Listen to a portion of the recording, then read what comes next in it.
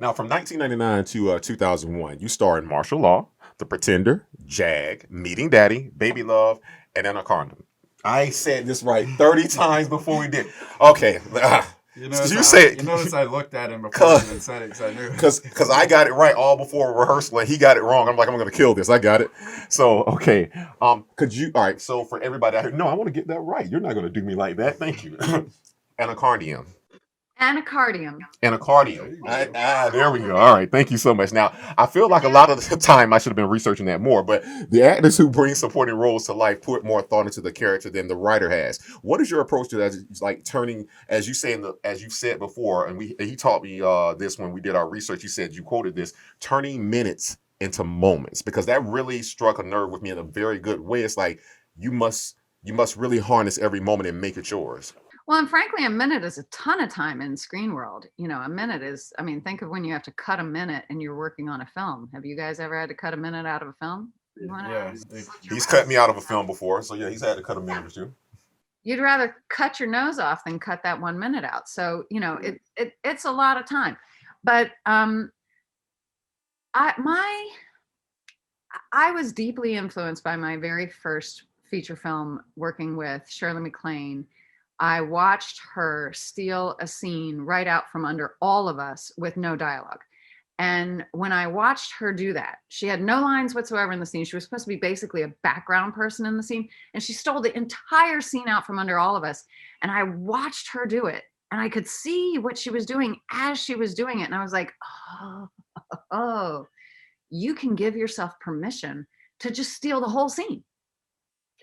And I thought, well, first of all, Shirley will be the last person to do that to me. Mm-hmm. And I'm going to give myself permission to own my time.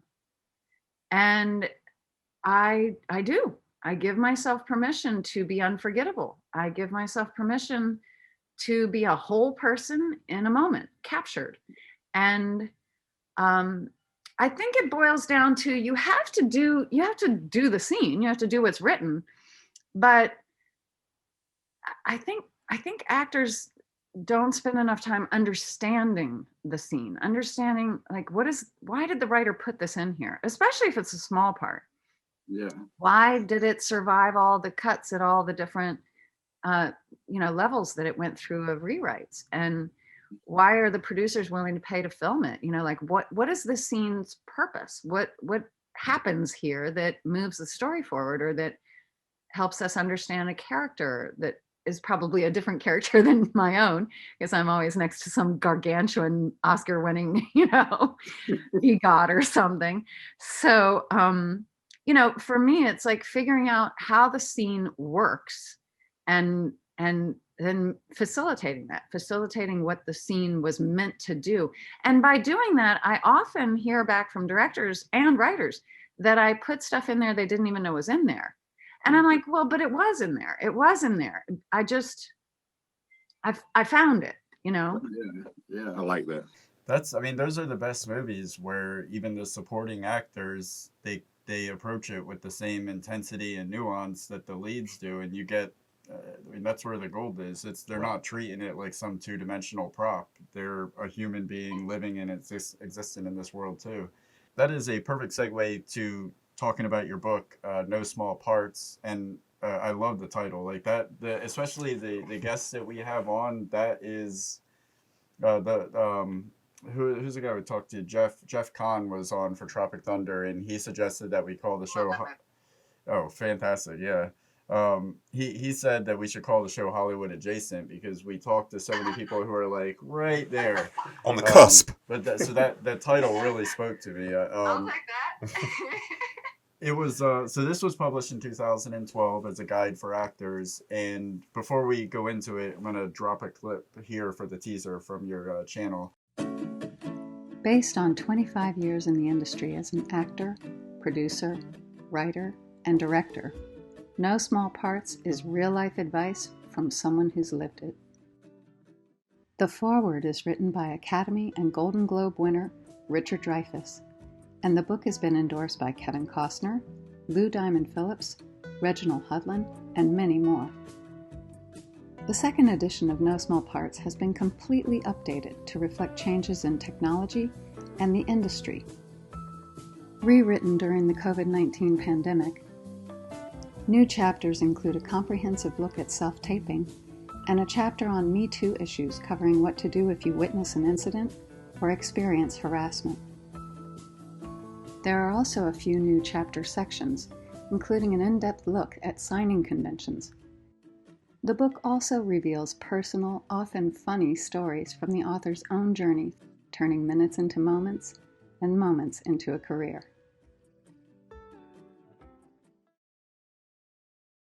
All right, you've written a series of mystery novels since, but No Small Parts, and again, that's KNOW for all you guys out there.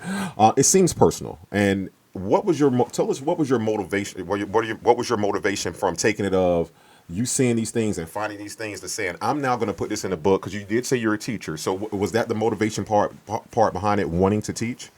Well, first of all, I did want to say if you were to look at my mystery novels, they're pretty personal as well. They're actually very behind the scenes, and they have a lot of my life here in New Orleans sort of tucked in there, which is nice. But No Small Parts is a nonfiction book, and it came directly out of working on Django. I think by the end of this, you'll realize I give Quentin a lot of credit for a lot of things that I've chosen to do with my life. But I had thought about, writing a nonfiction book, but it wasn't on acting. And then while I was doing Django, that every day I had very similar downtime to the people playing the house slaves, who were predominantly local actors. And so, many of them are now my friends and will be friends till we die because we all live here.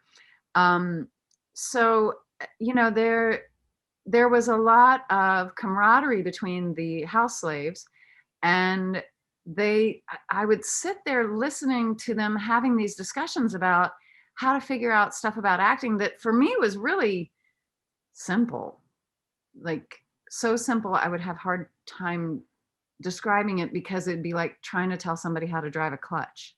It was something, it was so second nature to me. And they were so baffled by so many things. And I remembered, actually, it's not even realized, I remembered being them. I remembered being in the dark, and that books were what I used as a weapon system. I was a college person. So for me, books were where you found information.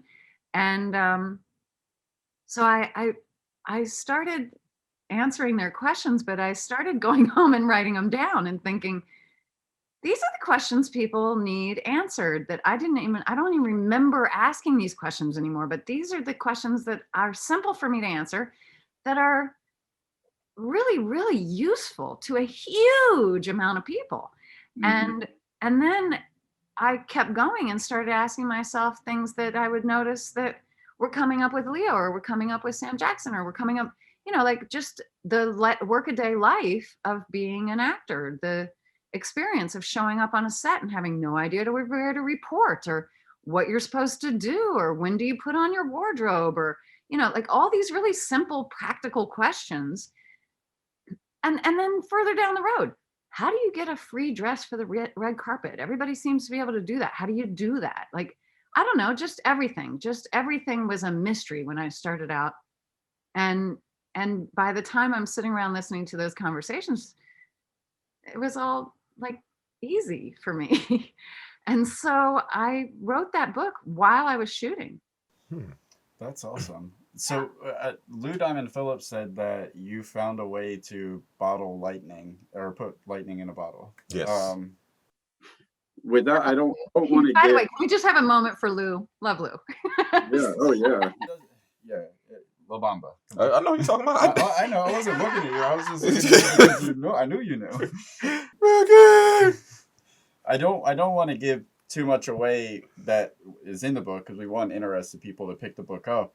But could you give us like a snippet of the kind of information, like, I know you just kind of went over the overview, but maybe just like one of the one of the tips of the trade that you have in there? Well, first of all, it is actually, you couldn't possibly already know everything in that book just from this interview, because I just added over 70 brand new pages in my second edition, which now includes a chapter on self-taping, since that's kind of where we're at from now on.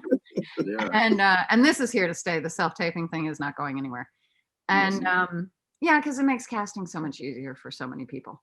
Not necessarily the actors, but so many other people. So, and then I have a chapter on Me Too issues. You know, if it happens to you, if you see it, if you witness it, if somebody comes to you and says, "What do I do?" Whatever, all that kind of stuff. And also conventions, because when I started out, conventions were where careers went to die, and now it's where you launch Wonder Woman. You know, it's a big damn deal to be in a convention. So I added a lot about that as well. But the thing that I think most actors get wrong, well, first of all, there's the premise. The premise is that I am meant to be famous, and that all I need to do is get an agent, and then I will be discovered, and then I will be famous. And first of all, I am not interested in famous. It means people go through your garbage and care who you date. And I am not willing to give up that part of my life, the privacy part. I was going to say the garbage or the dating. We didn't. The garbage and the men and all of it. I'm just not willing to have you care that way about me. Yeah. Yeah, it's too big a thing. And it has nothing to do with acting. One person you didn't quote from my book is Kevin Costner, who says very, very loud and proud that I'm always about the work. And that's true. I will say that is a true thing. I am always about the work. But I think this thing that people get wrong is they think, like, nobody thinks, oh, if I wanted to be NFL football player, I would just like go buy a football and then get an agent and be in the Super Bowl. But they do seem to think that you could like go get an agent and get discovered, and then you'll get an Academy Award and the cover of People magazine. And none of that is related. Yeah. And so I think the biggest mistake that actors make, or aspiring actors make, but all actors make, is making it about your agent. I spent most of my career in LA. I was there 18 years, and most of the time I was there, I did not have an agent for film and television. I had one for commercials, so that was half my income and kept my bills paid. But I did not have an agent for film and television. And I had a manager for 6 years, but that leaves out 12 more years. I mean, what? Yeah. I had to do math. Yeah, I mean, that's if you're looking for fame and celebrity, there are far better avenues to achieve that quickly. Like being so good they hire you over and over. Like being so wonderful to work with that they hire you over and over. Like making people inspired to work with you. As Richard Dreyfuss says and is quoted in that book, make it so they can't sleep at night. Make it so they can't sleep at night thinking of ways to put you in their movie. And that's what I believe in. Yes. Now, Reginald Humlin, the producer on Django Unchained, said, "You are a working actor that also has a happy and well-balanced life." I noticed this while I was researching you. You seem to be a very grounded and involved individual where you live in New Orleans while also managing to stay busy as an actor. As you seem very, very happy. Talk about that balance between, I think you kind of just spoke on it as I was listening to you. It's like you never got into it to be famous. You were happy. Yeah. Go ahead. That's a huge part of it, is that my goals were not the kinds of goals that are like a drug addiction, where you just keep chasing that dragon and it's never going to really make you happy. My goals were always about the work. And that said, I had trouble being happy in LA. I value happiness. It's something important to me. I mean, it's written in our Constitution. I think it's worth pursuing. So I care about happiness, and I kept meeting people in LA who really, that wasn't a value system.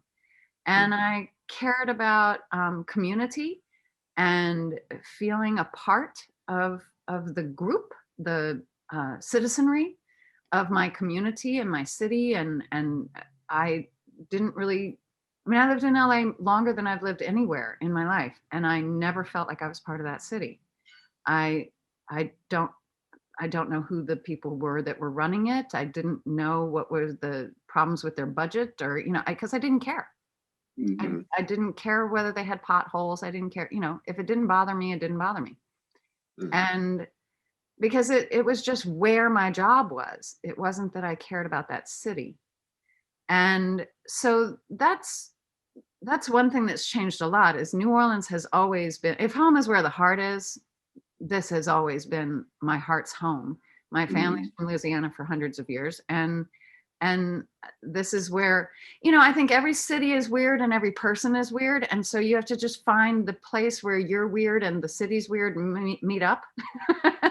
Yeah. And me and New Orleans are in agreement that you should wear colored wigs for no reason and celebrate tomatoes. So, we're in agreement that that's important. I belong to a dance troupe called the Pussyfooters, and it's over 100 women who are over the age of 30, and we dance in the Mardi Gras parades, except this year, and we participate in over 50 nonprofit events annually, although not this year again. And we parade year round. We parade in the Christmas parade, the Halloween parade, all sorts of things. That sense of sisterhood and community, and I mean, that's not normal in LA. I created versions of that in LA. I created a group of women called the Support Hoes. and, and we would meet once a week and set goals and check in with each other and do troubleshooting and all that. But that was something I forced into being. And a lot of the sense of community I had in LA, I forced into being. I made it happen so that I could feel happy there. But it's not part of how that city operates. Whereas it's the only way New Orleans can survive is with community. You don't get through things like Katrina without community. That's Yeah. when you moved from Los Angeles to Louisiana. Was that a similar feeling of like having to start from ground zero again? Yes and no, because when I moved to LA, I had actually literally seen it on TV. I had never been to LA. I had no idea what it was. And back then, pre-technology, it's hard to get around a place like LA. We had a thing called the Thomas Guide that was, I don't know, 400 or 500 pages of maps. And you had to be a scholar to figure out how to get from one place to another.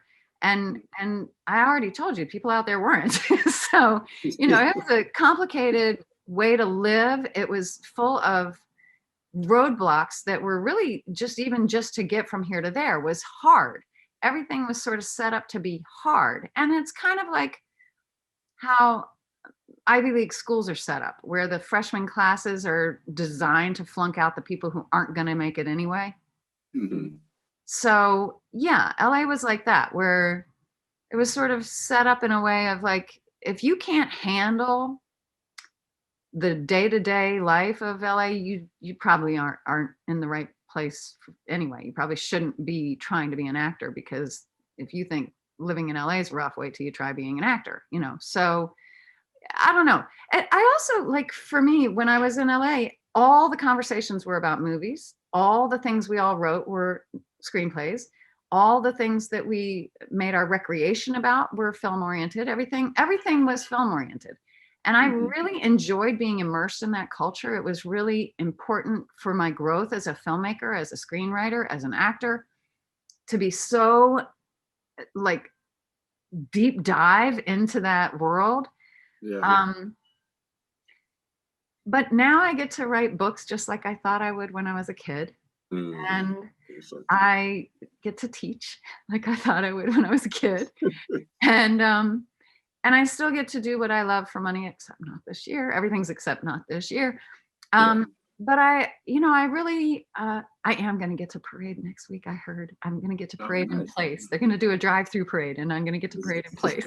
So I'm very excited. It's a reverse parade. The watchers. Okay. I'm far too excited about it. I'm way too excited about it because it's going to be miserable and masked and all that, but it's socially distanced, whatever, just waving at cars going by. But whatever, I'm thrilled to be part of Mardi Gras. Yeah. So, but it's that being a part of when you're in the movie industry, when you're actually working, you get to have that feeling of being part of a community. Mhm. But I figured out that about myself, is that I need to feel like I'm with my people. Yeah. And I found my people in LA, and I made a little, group in LA that was for me, but it required so much labor to make it Sorry about that. be what it was. Whereas here, it just is already set up. You just walk out your door and you're part of the community. Yeah. I really like what Richard Dreyfuss said in that video on your page, where he was talking about, some of the best actors, they don't have to be in Hollywood. They could be in a small theater all across the country. You'll find great actors in a community where you can grow as an actor. And Now more than ever. yeah, yeah. Oh, I love the like the subtitle of your book, the Turn in Minutes in the Moments. And I wanted to ask, I know you kind of talked about how you were never going to let that happen again. But what is your approach to when you have a supporting role and you only have so many, you're only on the screen for a certain period of time? How do you go about making the most out of what you're given? I spend a lot of time on preparation. I will say that that's something that a lot of directors that have worked with me have noted and been impressed by, is that I spend a lot of time on preparation. I respect the material, but I bring my own ideas, and I dare to fail, and I try to leave it all on the floor. I will tell you that for me, and I know I'm not alone with this, the most agonizing moment is not when you don't get the job. That's normal. The most agonizing moment is when you got the job and you're driving home and you go, oh, why didn't I this? Why didn't I that? And the job's already over. Mm-hmm. So I don't want that for myself. I don't want to spend car rides full of regret going home from jobs where I should feel victorious. I should feel like I just worked with all these people doing this amazing stuff. I worked so hard to get there, and then I got there and I did a good job. And I shouldn't be sitting there going over what I could have done and didn't do. Yeah. That's preparation work. Oh, you prep. What can I do?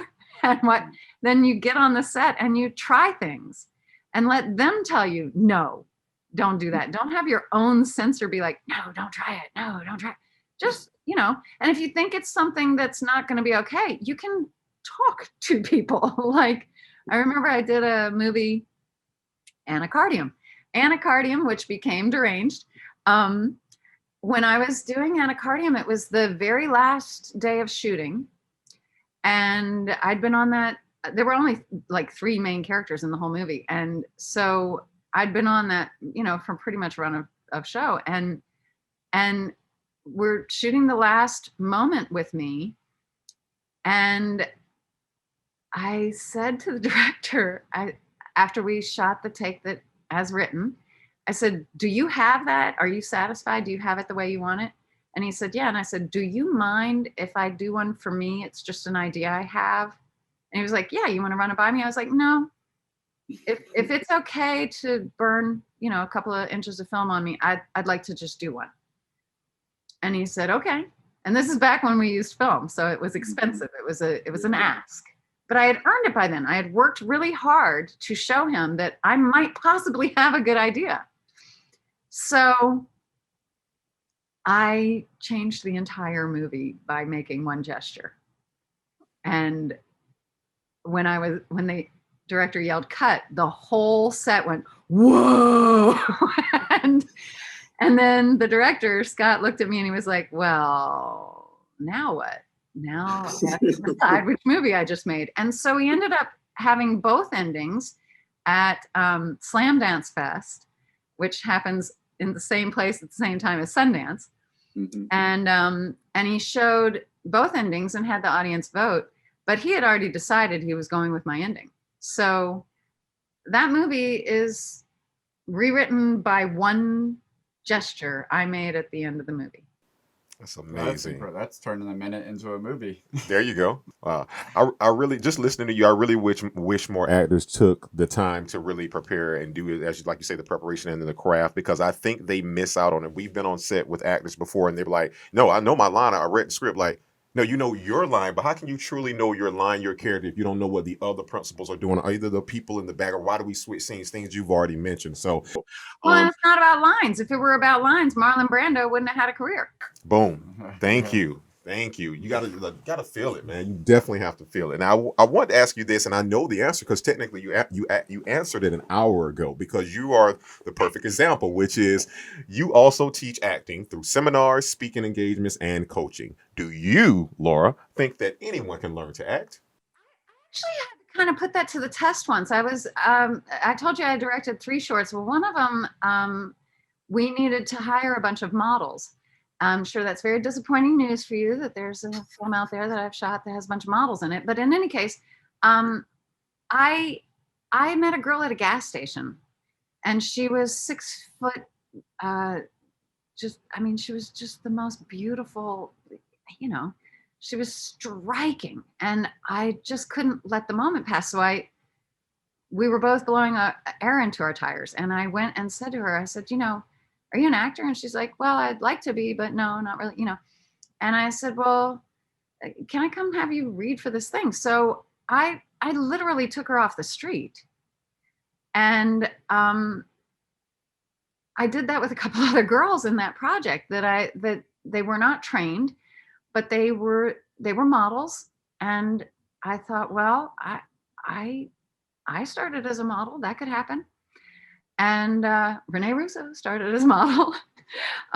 So there are plenty of us who have come from that background where all you were was a look and used to being in front of a camera.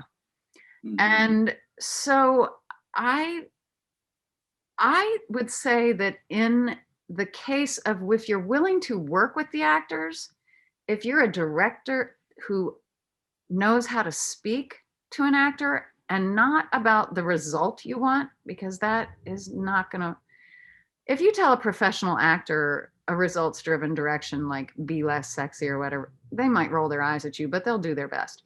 If you tell an untrained actor, they're not going to process that through their brains and go, oh, so I need to find intentions that are different, that make it appear this way. Not like suddenly I'm going to button up my shirt or something and be less sexy. Like that's not. Yeah. So if you are the kind of director, who did it brilliantly, who proved that it can be done? The guy who directed Beast of the Southern Wild. Oh yeah, yeah. I mean, that movie was nominated for Best Director, Best Picture, Best Screenplay, Best Actor, Best Actress, and it didn't have one name involved Mhm. in any level of the production. Yeah. And that's the only time that's happened in the history of the Academy. So is that normal? No. But that guy Ben did pull it off. So it can be done if you're that guy Ben, But I don't think that everybody's an actor. I don't think that. I think a lot of people, first of all, do not like cameras, and they don't enjoy that thing of being watched. They don't enjoy being judged, and they sure as heck don't want to be told they're doing it wrong. And they don't like failure. They don't like job interviews. They don't like, if you don't like any of these things, you're not going to like a whole lot about acting, because this is the list. This is the list of what it is. You don't like waiting around doing nothing for hours while you are totally prepared to do the biggest thing in your entire life, but you can't get tired. You can't get ugly. You can't even, like, you have to drink through a straw because you can't mess up your makeup. You can't sit down like a normal person because you're gonna get wrinkles all over your clothes. You can't, like, it's a whole business of you can't have nail polish. You can't, like, everything is you can't. Yeah. So if you love acting and it's something that appeals to you, I think then you could become Quvenzhané Wallace and find that, oh, I guess I am an actor. Or Dwight Henry, who not only is a terrific actor, but makes really amazing buttermilk drops. So that's how we know him. We know him as the donut guy. So that's how I got the part. He served them donuts every day. And then they kept auditioning people. And then finally they were like, well, I guess you could read for it.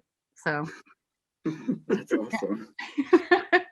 so it can be done, but I don't think it's for everybody. Mhm. And certainly the lifestyle is for almost nobody. This is a terrible lifestyle.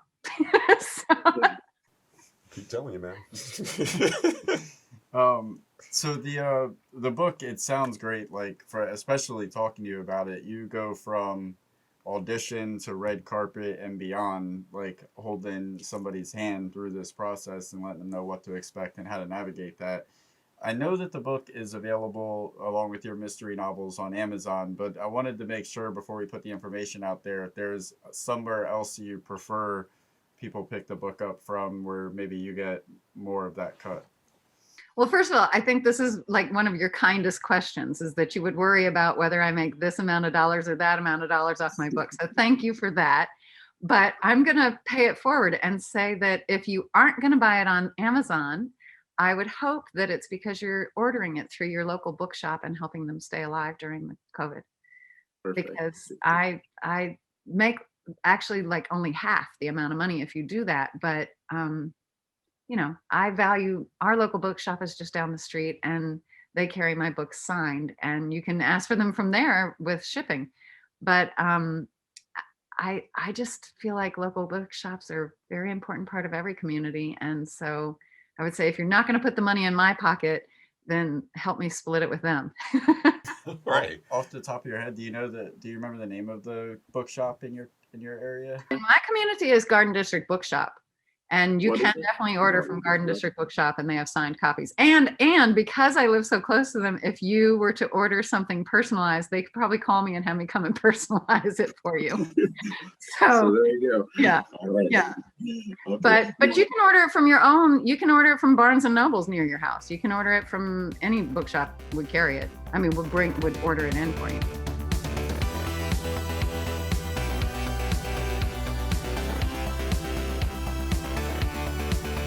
Why don't you subscribe? It'll last longer.